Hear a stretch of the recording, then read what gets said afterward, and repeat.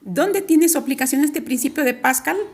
Principalmente en los gatos hidráulicos, en los frenos, en los elevadores, en las grúas, etc. ¿Y para qué sirve esto?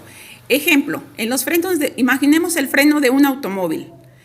¿Cómo le hacen ustedes o se preguntan cómo es que cuando ustedes frenan una gran máquina, que es el automóvil, para frenarlo simplemente ustedes ocupan una pequeña fuerza que ustedes están aplicando en el freno?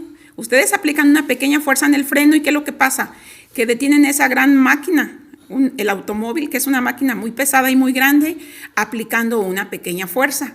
Entonces, ¿qué es lo que pasa con el principio de Pascal? Lo que sucede es que aplicando una pequeña fuerza se produce otra gran fuerza de gran magnitud. Por ejemplo, cuando ustedes aplican el freno del automóvil, ustedes están aplicando una pequeña fuerza sobre el freno. ¿Y qué pasa? Que ustedes están ejerciendo una presión, porque la presión es igual a la fuerza entre la superficie. ¿Qué fuerza? La que ustedes están aplicando en el freno. ¿Sobre qué área? Sobre el freno, sobre esa superficie. Por lo tanto, se está creando una presión. Entonces, esa presión se va a transmitir a través de un tubo, digamos, que es donde el tubo que contiene el líquido de los frenos. Esa presión que se está ejerciendo, esa presión se transmite por el líquido, por el fluido que está en el tubo de los frenos. ¿Hacia dónde los conduce? Hacia exactamente un mecanismo que va a detener el automóvil. Entonces, al transmitirse esa presión por todo el fluido, por todo el líquido, va a generar una gran fuerza que va a detener el automóvil. Entonces, la presión se está desplazando por todo el fluido.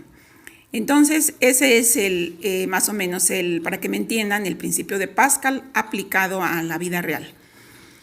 Y aquí tenemos ya entonces las aplicaciones que mencionamos. Vamos a ver un ejemplo. Otro ejemplo.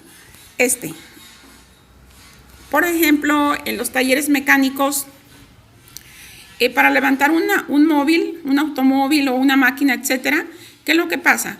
Que el mecánico aplica una pequeña fuerza en un émbolo, en una máquina. Aquí está. Está aplicando una pequeña fuerza sobre una pequeña superficie. Aquí está el émbolo. Esta fuerza se aplica a un líquido, a un fluido que está conectado por esta tubería hasta acá. Aquí es donde se va a levantar el automóvil. Hagan de cuenta que es una prensa hidráulica, se va a levantar el automóvil. Entonces, se aplica una pequeña fuerza sobre una pequeña área, se genera una presión que va a viajar por todo el líquido confinado. Aquí está todo el líquido, está lleno de líquido, de fluido confinado porque no hay ni una gota de aire. Se transmite la presión de tal manera que en este punto, como el área es muy grande, se va a crear una fuerza muy grande. Miren, la fuerza muy grande que va a poder levantar esta prensa, va a levantar este automóvil, esta gran masa. Entonces aquí se convirtió en una gran fuerza.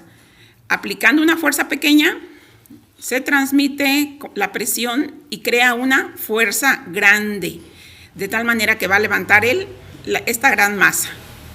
De eso se trata el principio de Pascal.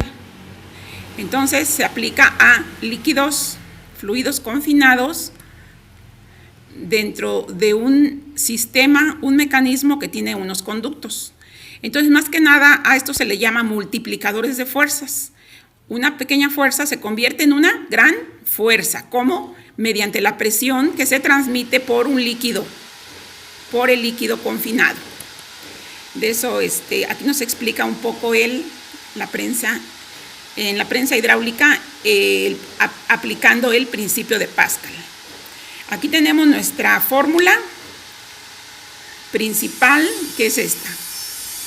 La fuerza 1, esta pequeña, dividida entre el área 1, va a generar una presión. Esa presión va a ser igual a la fuerza generada, la fuerza 2, dividida entre el área 2. Una gran área, una gran fuerza.